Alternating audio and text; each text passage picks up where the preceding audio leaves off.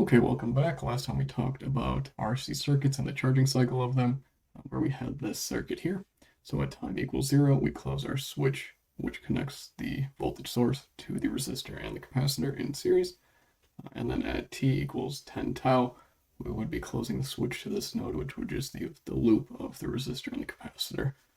For time just greater than 0, when we close our switch, we found that the voltage over the capacitor was given by this equation, and the current, displacement current going through the capacitor, was equal to this equation. We were able to see that we can define a time constant tau by the resistor times the capacitor, and then the source voltage divided by the resistance was equal to I naught, which we can plug into the current right here. So we can plot those values out. We have voltage versus time here, and then current versus time in the bottom graph. And what we can see is that at one time constant tau, our voltage for charging is 63% of our source voltage, and our displacement current is equal to 37% of our initial displacement current. At 10 tau, we can plug in some numbers, and the voltage over the capacitor at t equals 10 tau is equal to 0.9999954 times our source voltage, which is approximately equal to our source voltage, and that the current at t equals 10 tau is approximately equal to 0. So that lets us have the initial condition for when we are discharging, what our voltage and current for that capacitor is. Before we move on to the actual discharging of the RC circuit, we want to note our polarity of our resistor and capacitor in our KVL loop for when we were charging. And we want to keep these polarities the same. That can cause some issues if we flip them, but nevertheless, again, KVL and KCL work each other out to solve themselves, as long as you understand what's going on. So if we look at the discharging circuit at t equals 10 tau, or just after, when we close the switch, we are left with just the resistor and capacitor in series. Our voltage source is over here, but it's not doing anything, so we do not care about it. Now we can make a KVL loop like this, and we can say that minus I times R minus VC of t is equal to 0. From this, we can say that minus R dq dt minus q over c is equal to 0, where I just dropped the time part of this function because we have this time derivative here. So we know it's a function of time. From this, we can say that dq dt is equal to minus q over rc. And this is a simple solution that we've seen already how to deal with, where that q of t is equal to q naught e to the minus t over rc. Now we can divide by c, which is our capacitance, and we get that Vc, function of time, is equal to q naught over the capacitance, e to the minus t over rc. What we can do from here, we can apply our boundary conditions, which we actually look at for t is equal to 10 tau. So right before we closed this switch onto the bottom node, we know that the voltage over the capacitor was equal to our source voltage. Now, because the voltage does not change instantaneously over the capacitor, we can say that we have the same thing for just after 10 time constants. So we can plug this into the voltage we derived, and we get that V is equal to Q naught over C, e to the minus 10 tau over RC. But recall that RC is equal to tau, so these cancel out. And that leaves us with Q naught is equal to C times V times e to the 10.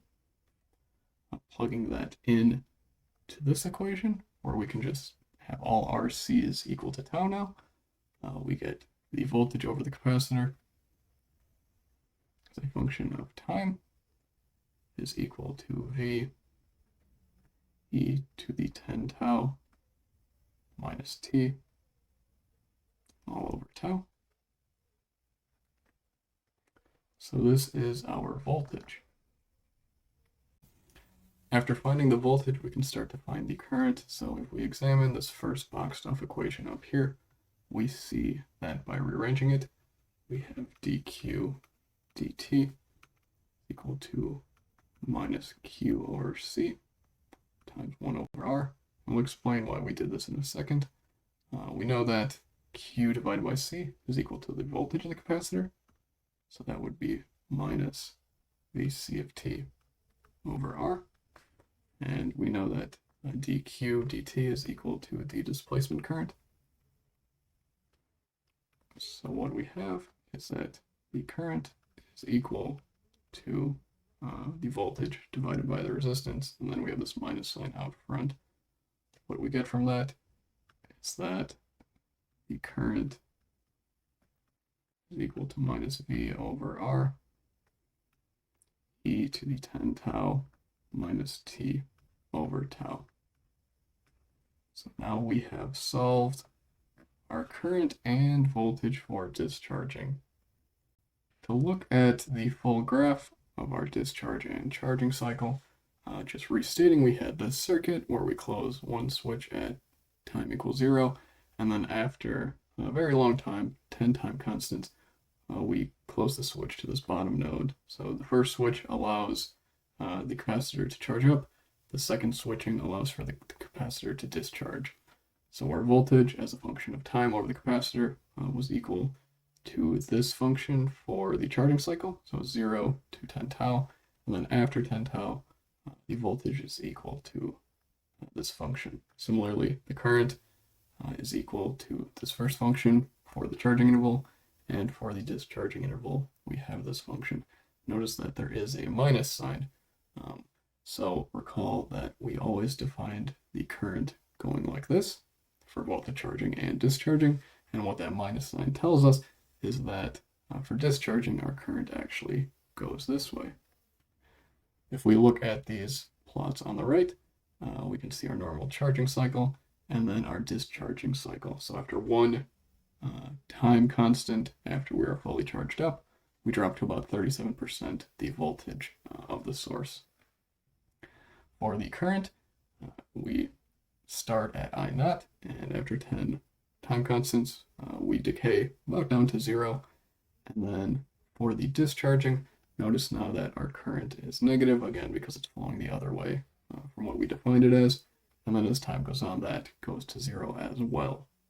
Okay, so now we're going to look at charging and discharging of a capacitor. So we have our power supply, our resistor and capacitor in series. Back to the power supply, we have our oscilloscope looking at the voltage over the capacitor. So right now we have an open circuit.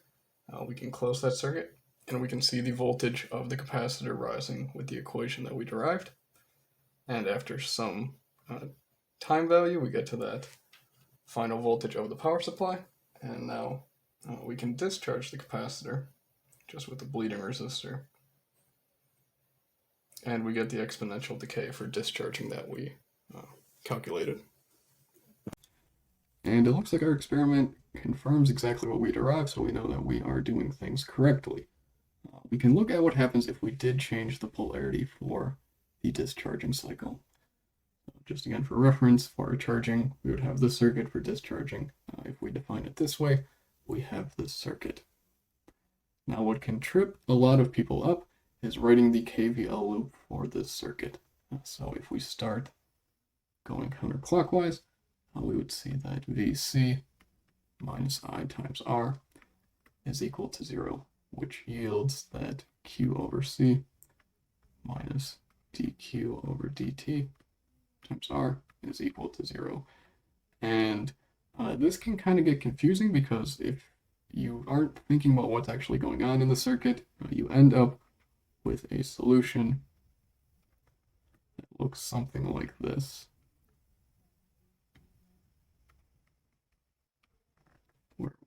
voltage is just divided by the capacitance. And what this equation seems to tell us is that as time goes on, our voltage grows, and as time goes to infinity, we have infinite voltage, which we know that doesn't make any sense because that doesn't like to exist in electronics. So we need to actually look at the physics of what's going on in the capacitor. And this will be the first time we actually look at the electron current in the circuit. So previously, for our charging cycle, we had this circuit where we defined our conventional current I as going clockwise from positive to negative. In reality, we have something called our electron current, which is the actual path that electrons take.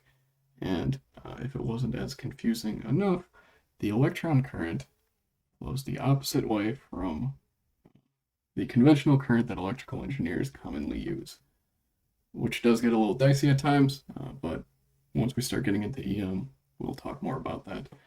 So as we close this switch, what happens is we have electrons building up on this plate, and because of that, we push the electrons on this plate to the positive side of the battery, leaving positive charge. And when we get to a steady state, where we have the same voltage for the capacitor as our source voltage, we have all the electrons that we can fit on the plate. Now, for time just greater than 10 time constants, we have this circuit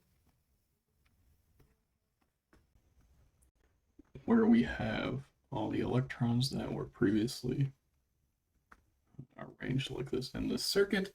And once we close that switch, immediately the electrons will want to get to the positive charge because we know that opposite charges attract. Now what's happening here is that the charge over here is decreasing on the plate and we're starting to become neutral. And over time, we become completely neutral.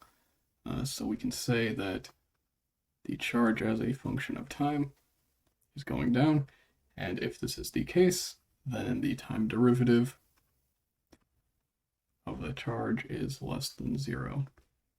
So then we can look at this original function where we have Q over C minus the time derivative of the charge times R is equal to 0. But we see that the time derivative is negative, so that we have this inherent negative sign that lives in here. And what happens is we get the original equation that we previously derived, and then we get the correct current. So it all works out if you know what's going on in the capacitor. Next time we'll look at inductors, and the symbol for an inductor is this.